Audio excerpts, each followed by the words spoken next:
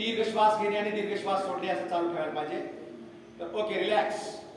आता यानंतर आपण करूया शशांकासन किंवा शशकासन, म्हणजे सशासारखी आपल्या शरीराची स्थिती करण्यासाठी पुन्हा एकदा वज्रासनामध्ये यायचंय. तर उजवा पाय फोल्ड करून घ्या असा, पुन्हा डावा पाय फोल्ड करा.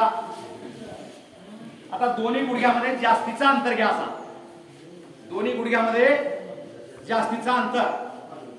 आपल्या जागेवरती ताण पडला पाहिजे, इथल्या मांसपेशींना बळकटी मिळाली पाहिजे. आता काय करायचं याच्यामध्ये, शशांकासन आपण काय करतो, जनरली करत असताना श्वास घेत घेत पाठीमागे जात होतो, परंतु या प्रोटोकॉल मध्ये तसं सांगितलेलं नाही. या प्रोटोकॉल मध्ये काय केलंय, दोन्ही हाताचे तळवे असे ठेवायचे समोर आणि असं समोर पूर्ण हाताचे तळवे असे घेऊन जायचे आणि हनुवटी जमिनीवरती चिटकवायचे किंवा कपाळ किंवा हनुवटी जमिनीवरती.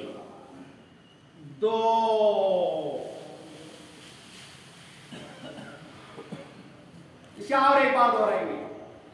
1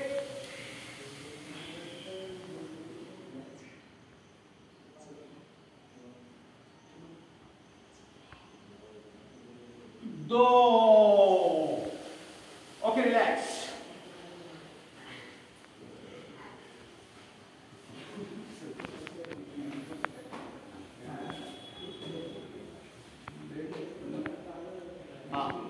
आता यानंतरचं जे आसन आहे ते आहे उत्तान मंडूकासन. उत्तान मंडूकासनासाठी काय करायचंय, उजव्या हाताची जी बोट आहे ते डाव्या खांद्यावरती ठेवायचं, श्वास घेत घेत चालायचं. 1 आणि डाव्या हाताची बोट उजव्या खांद्यावरती क्रॉसिंग मध्ये. हा, मानपाट एकदम सरळ ठेवा. दीर्घ श्वास घ्यायचा आणि दीर्घ श्वास बाहेर सोडायचा.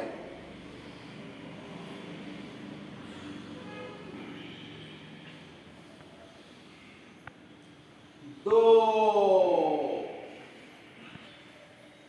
पायामध्ये अंतर घ्यायचं जास्तीचं बरं का, त्याच्यामध्ये जास्तीचं अंतर घ्या, पायामध्ये जास्तीचं अंतर घेऊन करायचंय. पुन्हा शेका. 1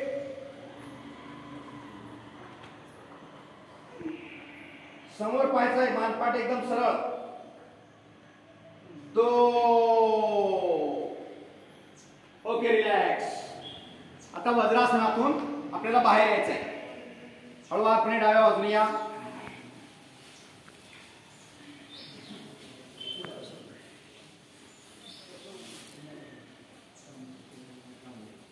आता उजवा पाय फोल्ड करायचा. इथं उजवा पाय फोल्ड करा. बसलेल्या आता आसनामध्ये शेवटचं आसन आहे. उजवा पाय फोल्ड करा. उजवा हात जास्तीत जास्त पाठीमागे ठेवा. डावा हात वर घ्या आणि डावा हात इथं एकदम टाचेजवळ पकडा.